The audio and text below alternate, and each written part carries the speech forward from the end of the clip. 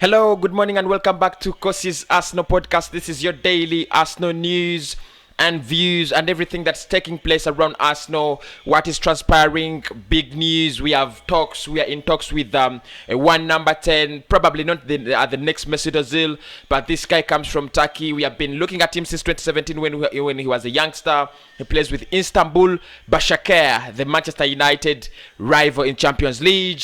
I'll be talking about Heki Bellerin, who has come out and attacked Mikel Arteta, out critics saying that, that's hypocritical and so on. I'm one of them, by the way. So if you're looking about the Mikel Arteta out, agenda, I'm one of them. I think he is done at Arsenal unless he proves me otherwise. We are going to be talking about so many other things. Mikel Arteta says Spurs deserve to be top of the league, and he says they have worked for it. I'm asking myself, if they have worked for it and you are Mikel Arteta and you're praising them, why don't we work for it as well? So there are so many stories that are really going forward. Quinton Promes linked to Arsenal again. You remember Quinton Promes, the Dutch star that was linked to Arsenal almost 5 months ago when we were going into the transfer window? He's back and his name is on the list of those players Arsenal is looking at or could sign in the January transfer window. So smash a like on the video, get your subscriptions coming in.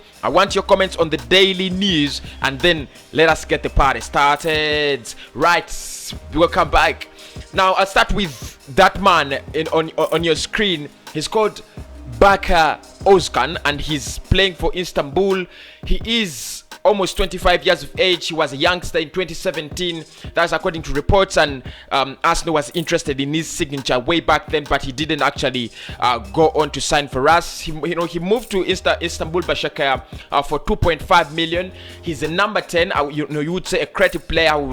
He would add some creative piece to the club. And of course, at the time when Arsenal lacks a lot of creativity, we lack a player who can take us forward. We lack players who can get us in the dangerous areas of opponents. We lack players who can make us open up defenses and so on.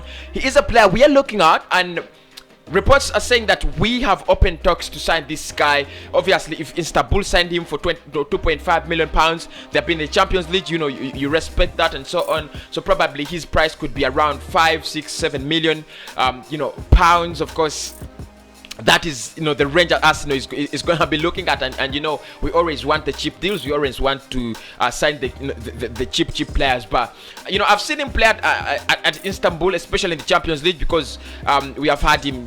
We have had chance to see such players in Istanbul play. He's not a bad player. He is a good player.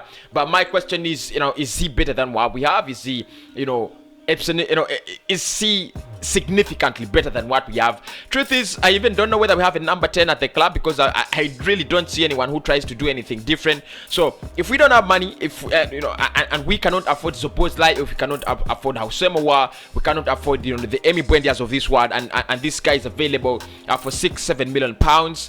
I'll take him. I want to see us, signing someone, who can take us into those difficult times and change games and so on. He gave a lot of trouble to Manchester United. In their first leg when they lost, was it 3-1 to Istanbul? One of those players that had very, very epic performances was Ozcan Berkay. So Arsenal is linked with him. They are saying that we have open talks to see whether we can sign him. And I've always told people that as we think about Szoboszlai, as we think about Hausemowa, Arsenal is going to pick up on these other players that we don't know about. Arsenal is going to try to sign players that we have never heard about and try to bring him in the squad. Now just think about this guy, Berkay Ozcan. No, he has not been in the news for so long and so on, but right now he's linked with Arsenal, and that is the story standing.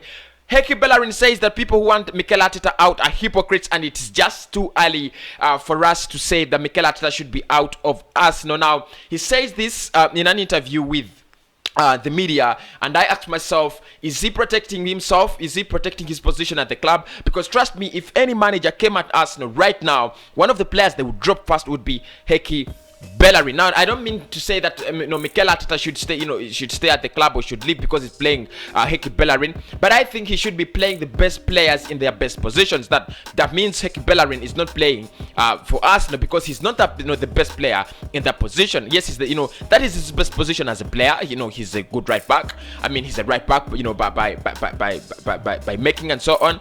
But right now, when he's not delivering, when he's not bringing the crosses up there, even when he's not, blocking the attacks, at the back, you ask me, you ask me and you ask yourself, why is Hector Bellerin still playing for Arsenal? Why is this, chosen every day, game in, game out? And then, the obvious response is going to be, he's a Mikel Arteta man.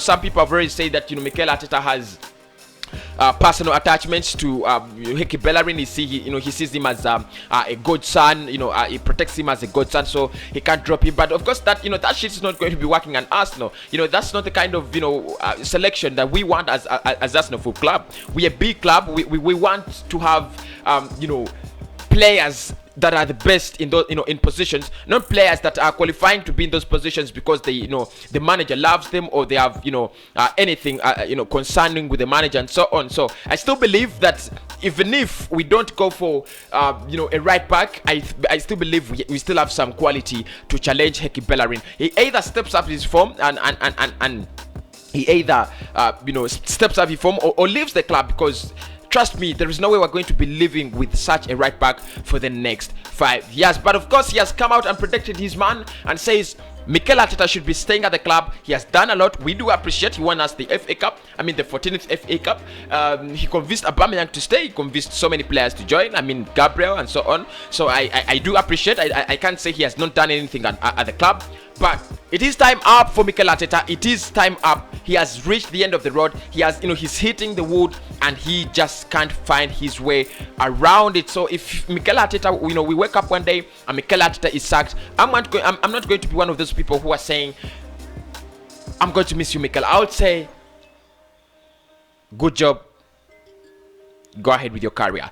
Still talking about Mikel Arteta, he has said that Tottenham Hotspur deserve to be on top of the table, and it is so embarrassing that he's telling our North London derby rivals that actually they deserve to be at the top of the table, literally meaning that we also deserve to be 14th of the table, because we are just doing we are just not doing what Tottenham Hotspur are doing. And for me, this really pisses me off. You come, you praise the opponent, which is not bad, because you need to give them credit. Spurs have done so well. They have, they deserve to be where they are. They deserve to have whatever thing they're having.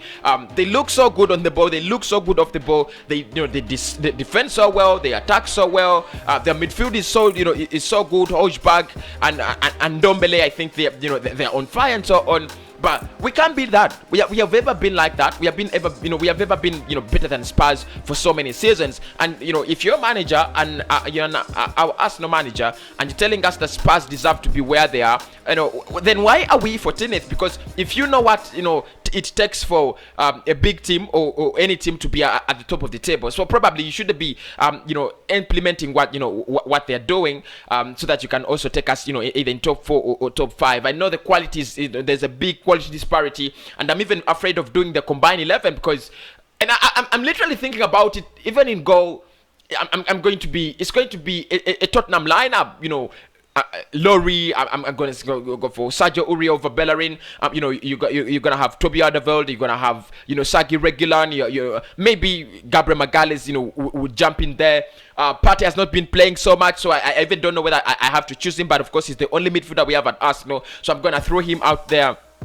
In that Tottenham lineup, and then I'll go with Nobel and Hojbjerg, in that midfield 3. Then in front, up front, I don't know even if we qualify to have a player. Up front they have Steve Bergwijn, they have Son, they have Ken, they have Bell. So you just see that Spurs is just out competing us, just outpaces us in quality, and I do accept that. But as a manager, Mikel Arteta, you need to think about it. You need to know why is Spurs, what is Spurs doing, to keep them up the table, and what are we doing wrong to keep us 14th? Not just telling us that we are gonna improve, we need to improve, and so on. That that shit doesn't work. But anyway, that is Mikel Arteta. He says that Spurs deserve to be wherever they were or there. At this point in time. And finally, the last piece of news is Quinton Promes linked with Arsenal. This guy is Dutch and he has been linked with us before. He's 28 years of age. I think he has a very good run. He has had a very good run in the past 2-3 seasons. He has been linked with a couple of other clubs: Bayern Munich, Arsenal, Barcelona.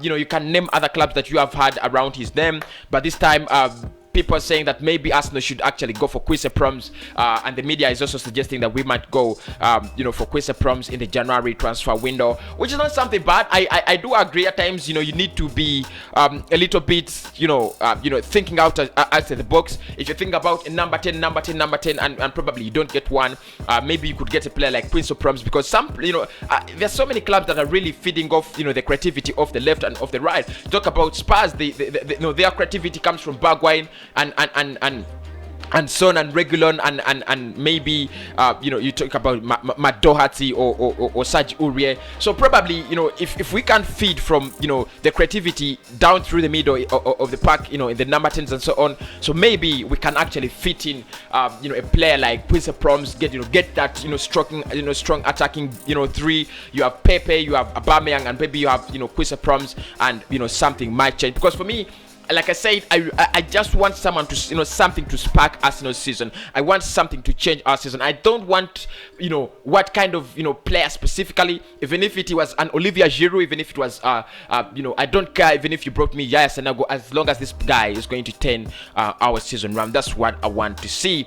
So guys, thank you so much for viewing this video. You've been very good viewers, very good subscribers, very good a very good audience. You always interact with me, by the way. That's one of the things I really like about this audience.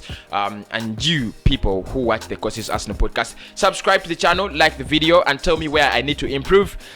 What kind of stories have you had that I haven't talked about? We need to talk about all that in the next coming video. My name is Kosi and I sign out for now. Have a blessed day.